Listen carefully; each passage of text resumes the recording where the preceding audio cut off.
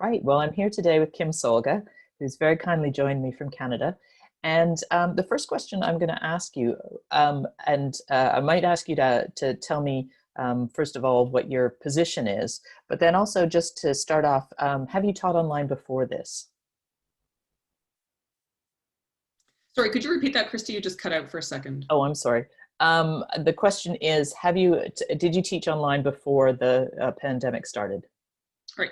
Okay, so I'm a professor in the Department of English and Writing Studies at Western University. I teach on the Theater Studies program, and I'm currently the director of that program. It's an undergrad-only program, though we do have graduate students who work on theater and performance within English and writing. I've never taught online before the pandemic, although I have had numerous guests into classes digitally, and I did know what Zoom was and how to use it before we all started Zooming our pants off in March.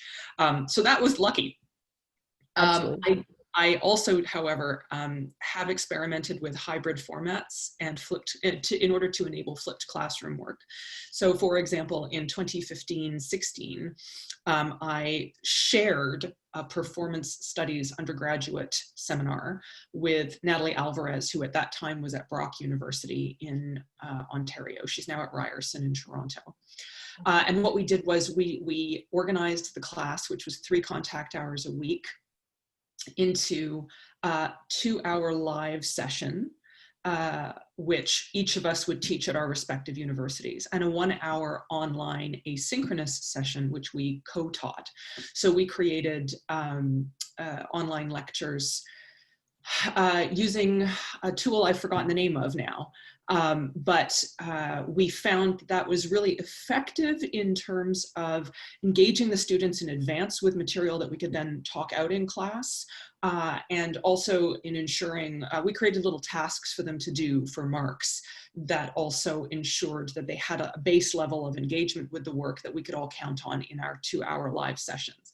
But I'll also say that we found that it was incredibly onerous making those online lectures and making them look good. And so for me, one of the challenges of the pandemic, I'm teaching another hybrid format class online right now, where I'm doing a similar kind of thing.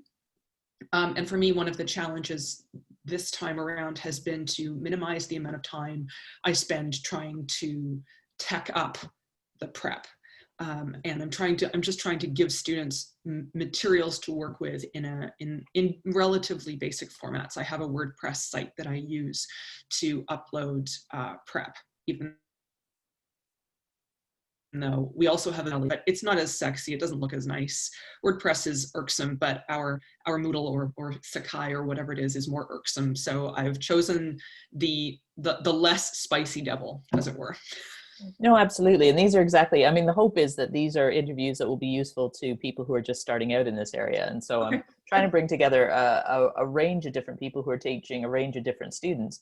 Right. But so that example is actually using across different institutions, but you're all in the same time zone, at least. We are all in the same time zone right now, yes. Okay. The other thing that, as you know, I've worked a lot on creating digital resources for the classroom. And so, I'm finding it slightly weird that I'm not in the classroom while all this is happening. But in fact, I don't have a lot of experience of working online. Before this all happened, did you use digital resources in the live classroom? Yes, generally speaking, because the theater studies classes I normally teach include performance theory, and an introduction to performance studies. As well, I also teach or regularly, I should say, teach a CEL class, so a community engaged learning class that is about Toronto theater now, and theater and the city stuff.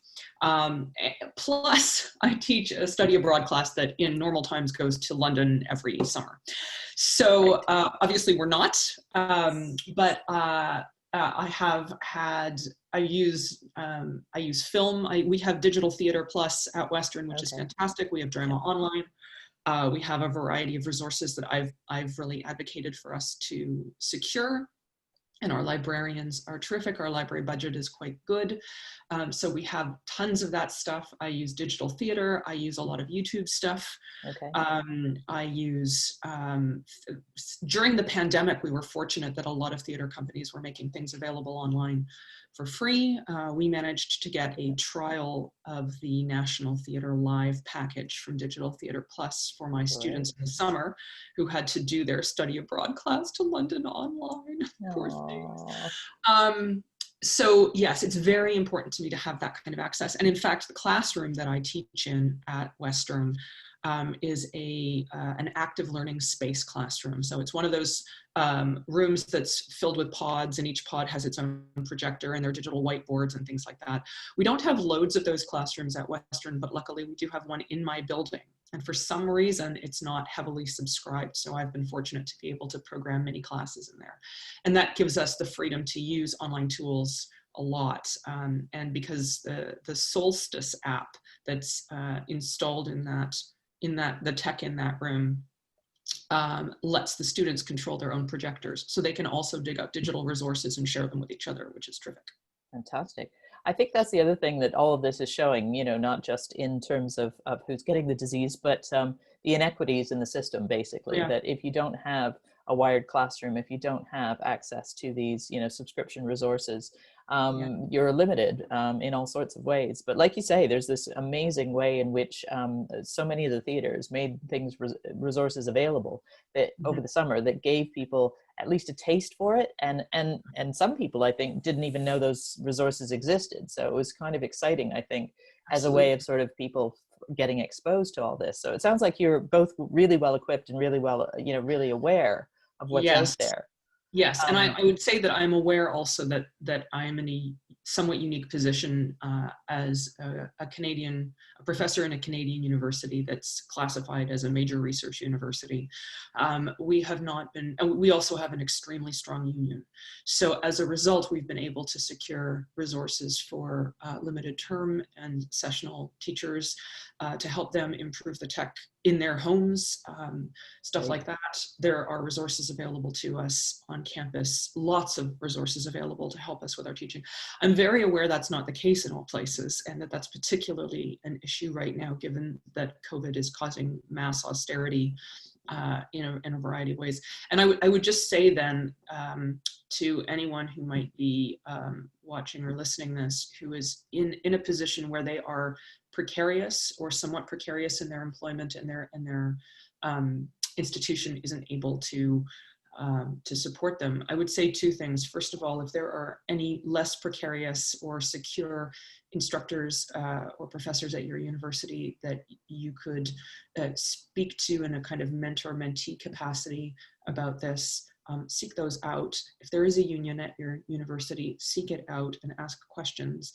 And also just be upfront with your students. If you're not able to access those resources, chances are that they might not be either, and that they might really appreciate your honesty about how difficult this time is. Absolutely, and that's one of the reasons I wanted to collect together some people to show the wide range of resources that are available, but also of degrees of access to them, and how people are having to be creative with what they're doing. So this course that you described, how long was it going on before the pandemic? The one that was across different...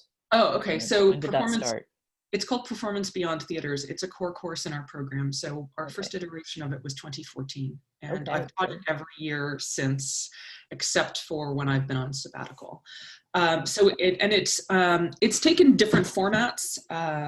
It's taken that hybrid format. Obviously it is right now, and it did in 2015-16. It's also been fully live in the room that I described. It's been fully live in a more traditional classroom where I've been cranky. And it also has, in the past, included field trips. Obviously, that's not the case. Yeah. And again, you know, it sounds like you've already discovered what other people are just discovering, that idea that you can actually bring people into the room virtually in a way that might not be affordable under other circumstances, like getting everyone on a bus and going somewhere. How have you, what has the response been to that in terms of people's willingness to engage? To engage with digital Well, people? sorry, with practitioners or whoever you're inviting in, are they happy to do that? Absolutely, yes. I try to offer everybody an honorarium for their time. Yeah. And obviously travel if they come in live, but if they come in virtually, it's cheaper because it's just the honorarium. Yeah. And I'm able to secure that through my modest program budget.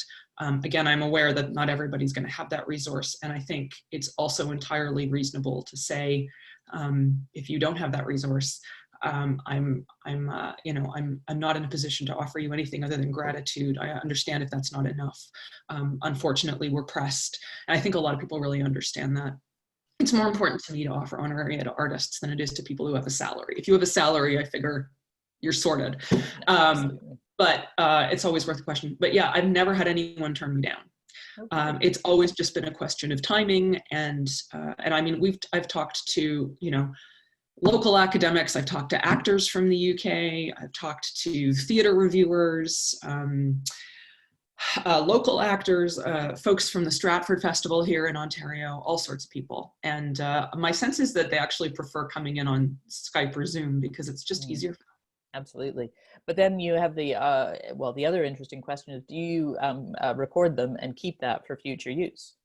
I have in the past asked if they would be willing to be recorded, and then I put it up on our VLE as proprietary. So I don't put it on YouTube, nothing like that.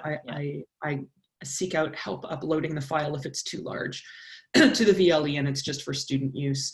Right now, I am not recording anything for my classes, except for occasional mini lectures. I said before that I did these elaborate hour-long lectures for the class, first iteration, and both Natalie and I found it was onerous.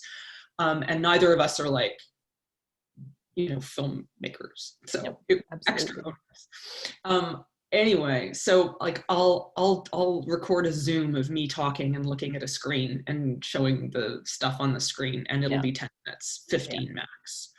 So anyway, right. Sorry, I lost my train of thought, Christy. Take me back. That's okay. What I'm suggesting is that, you know, I mean, I spent a lot of time creating digital resources. Now it seems like all teachers are kind of generating their own at-home resource pods, as it were.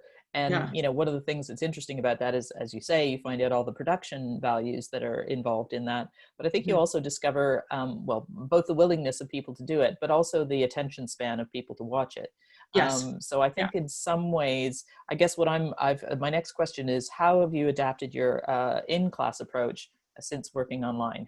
Has it altered your way of thinking? So the class that I'm doing right now is kind of unusual because it's not very large. So there's 19 students.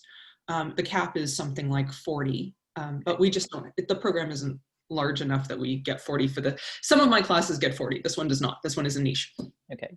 And as a result, the 2-hour block, we have a 2-hour block that is synchronous and a 1-hour block that is asynchronous, where I put up lessons.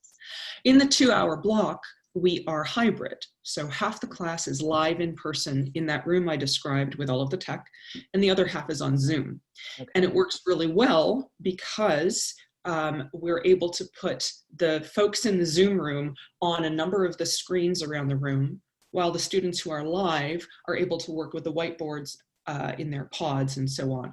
So it's like everybody's there. Yeah. We also have the great good fortune of multiple mics, so everyone can be heard, and a camera that swivels, so I can share whoever's talking with the Zoom room. Having said that, I don't know what it's been like for the people in the Zoom room. We alternate who's in the room and who's on Zoom. Some people would prefer always to be in the room, some people always on Zoom. I've actually just polled my class to ask them, how is it going? What are you feeling? I don't know, please respond. I can tell you that for me, things I've discovered are the administration of who goes where when and how does the Zoom work is a lot, and it's stressful. I find that very stressful. I'm lucky to have a TA who is on Zoom all the time and who takes care of a lot of the back end stuff.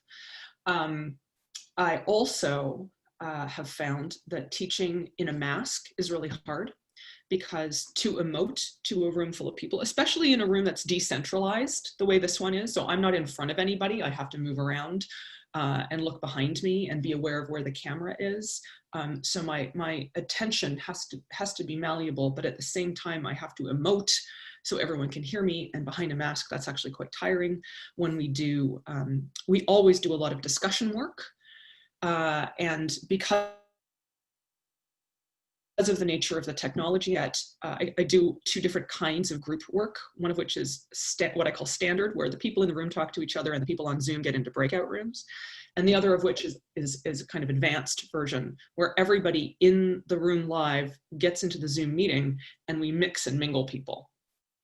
I did a lot of testing of this in advance, and I actually created, with the help of some of our tech people, I created a video showing students what to expect and how to do it. That took a lot of time in August. Yeah. And I find that when I put the students in breakout rooms, that's when I go outside and I breathe deeply. So most of the ways that I teach in a very active learning way. I almost never lecture. We do a lot of group work discussion. Students always have the discussion questions in advance. So that hasn't changed, but what has changed for me is the physical aspects of teaching, and just the mental load is very high. I think that's what a lot of people are finding, but also, as you say, the stress of organizing people and not being sure who's going to be where, and needing that sort of technical support at the same time. Again, not something that everybody has. Some people have to run their own Zoom meetings. Absolutely. So again, I'm just thinking about, key benefits though to working in this way. What have you seen has changed by starting to work more online? I have had perfect attendance every week. Wow. Okay. With one exception, a student who has some pre-existing circumstances, and that's fine. But I find that students are, if they can't be there in person, or getting up is hard. They just Zoom in, and they can. I tell them, you're welcome to turn your camera off if you need to. You'll engage more and be more engaged with the material if your camera's on, but I'm not going to mandate that you keep your camera on, because I don't know your life, and I don't know your physical circumstances, and I don't want you to be embarrassed. I don't want you to be stressed. You do you. So if you need to zone out for 10 minutes, that's okay. Just do it. And I think the flexibility is actually meant that students are more with me. I think also the fact that we're all kind of in this together, in all working it through together, means that we have quickly developed a bond as, a learning community struggling in strange times. So that's actually been a real benefit. I was worried about building community online, but it's just been a lot for me. I'm the kind of teacher who's always like, listen, I'm kind of a hot mess. We're going to figure it out together. You can ask me anything. You can tell me if something's wrong. I'm not going to judge you. I'm not going to mark you down. When I make mistakes, I'm really open about it, because mistakes are real and human. And that has translated well. So I really don't mind this format. It's aside from the fact that in the room, in that 2-hour period on a Tuesday afternoon, I'm stressed by all the newness of the tech and the organizational labor. Aside from that, it's been okay. But again, I'm so supported that I'm very privileged to be able to say that. Well, I think there are a lot of people who are finding that the Zoom room, as it were, has made everybody, quite literally on the same page, and that's quite nice in a way, and it's, messing with the hierarchies and all the rest of it. I mean, especially if you're used to a lecture environment, to suddenly be on the same page with everybody else is actually really kind of nice. And as you say, I think that I'm interested. I didn't realize when you said there were half live and half virtual, that is it a rolling group, like anyone who can who choose to be virtual? That's a great question. So we have a roster. We have 12 weeks, more or less. I think it might be 13, but there's a reading week in there. So for the first 4 weeks, we have a roster, half and half. And next week, I will reassess. So weeks 1 and 3 you're live, weeks 2 and 4 you're live, depending on where you fall in the alphabet. Some students have contacted me and said they prefer to be on Zoom all the time for whatever reason, and that's cool. And some have contacted me to say they would like to be live whenever possible, so I sub them in. We're in a fortunate position that we have enough space, even with social distancing in the room that we're in, to accommodate roughly 3/4 of the class, 2/3 to Okay. 3/4. Right. So Great. there's some flex there.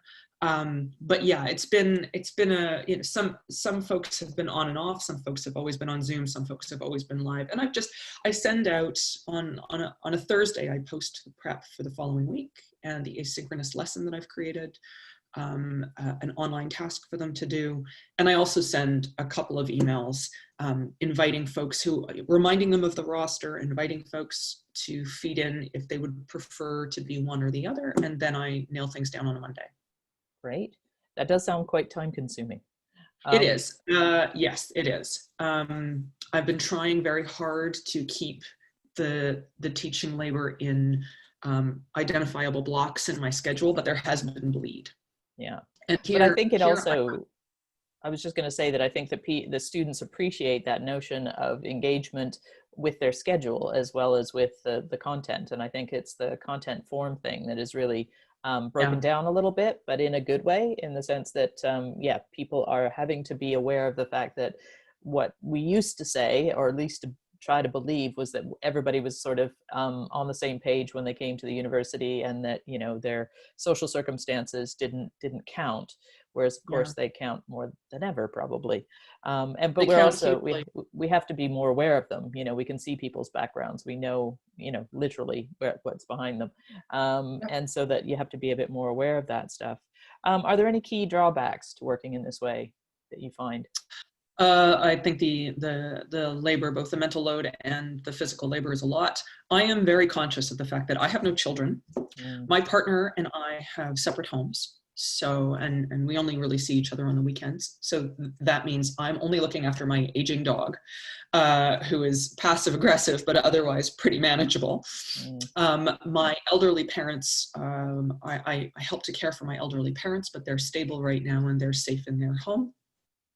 And I'm only teaching this one course this term. I have a course release from an award that I received from my university that is meant to be for research purposes, but I've decided that because things are really weird, I am just going to use the freedom that offers me to make sure that my self-care is in place and all of that stuff.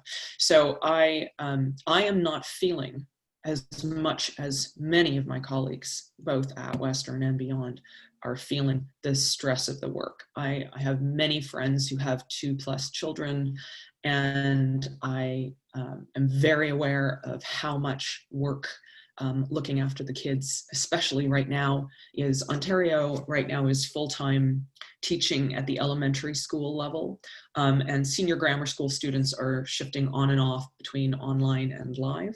But I know many parents who are not comfortable sending their kids right now, so they've got them at home.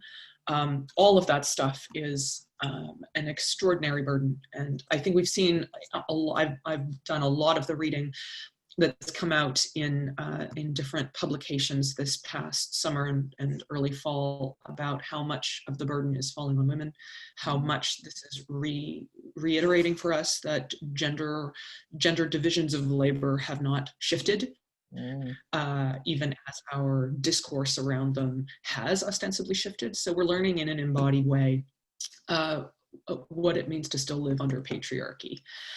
And I'm, again, very fortunate to not be in a conventional heteropatriarchal living situation. So I think am that also, yeah, absolutely. But I do also think that, you know, humanizes us in front of the students in a way absolutely that, you know, does. not No only question. did we think they came, you know, in one block, but they also thought we were all one size fits all. So again, Absolutely. if you have, you know, a crying child or, you know, something happening in the background, you equally have to deal with that. And I think that probably is yeah, a humanizing thing for all of us, even if it is, you know, a drawback in a way. So it's highlighting again the inequities, I think, which we need to, you know, we've all been pretending for a long time that this stuff wasn't happening. The discourse of professionalism is really about hiding all of the stuff that makes you not a straight privileged white male. Yes. Right. So I would say embrace a professionalism that includes the fact that your dog is barking and your child is crying, and know that your students will really get the human in you and will really appreciate seeing it. It's nothing to hide. Well, and particularly the young women, you know, again, because I don't know about your classes, but mine were female dominated. And again, I always felt that it was important that different role models were available to them.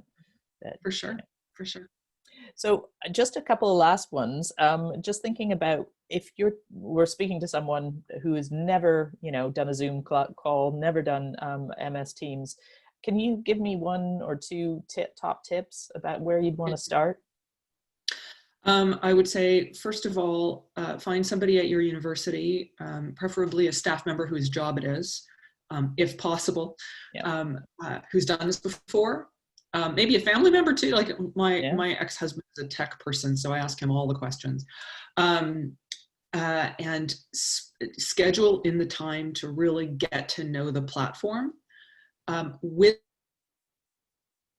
that person, but also and test run the scenarios that you would like to use. Get really comfortable with the technology so that it won't stress you out too much. I have to say that I don't understand MS Teams at all. My university uses it extensively, although I have not used it extensively. And I was invited to get to know MS Teams and maybe use it. And then a couple of my colleagues were like, oh, we're doing everything in Teams for my class. And I had a kind of panic attack. And I was like, not now.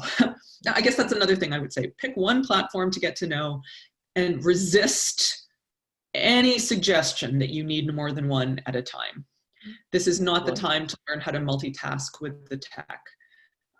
It's a time to get comfortable with one platform so that you can actually do the labor of teaching.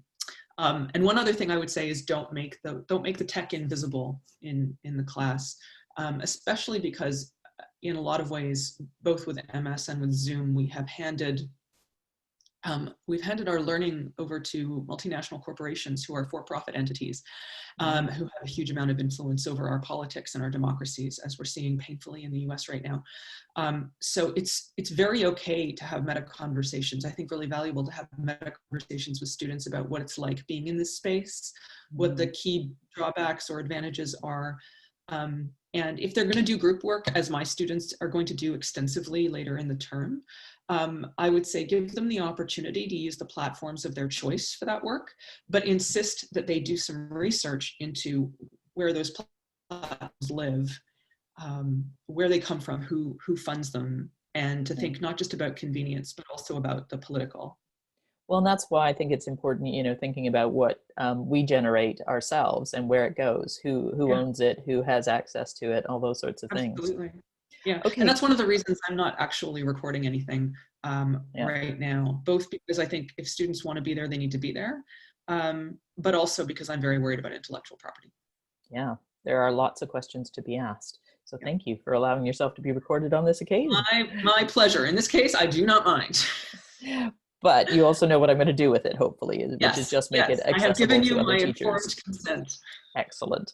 Can you just think of one example of something that came out of this experience of developing these kind of courses that was unexpected? Positive or negative? Okay. Well, in terms of student interaction or anything along those lines.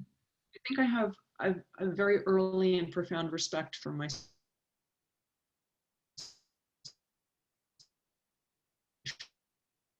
Sorry, Kim, you've gone. Something's happened. Ordinary teaching term. Sorry, did I lose you, Christy? Yeah, I lost you for just a second there. If you could just repeat the last bit. Are you there? Yep, I'm here. Oh, it says my internet connection is unstable. Uh-oh. Sure. I'm here if you're here. Yep, I'm back again, I think. But try again. Oh, hi. Hello, can you hear me? Yes. But Hello. I'm really sorry about that. Not to worry. As I say to my students when they cut out, it's life. There you go. And I was just saying, I think we are not the experts either.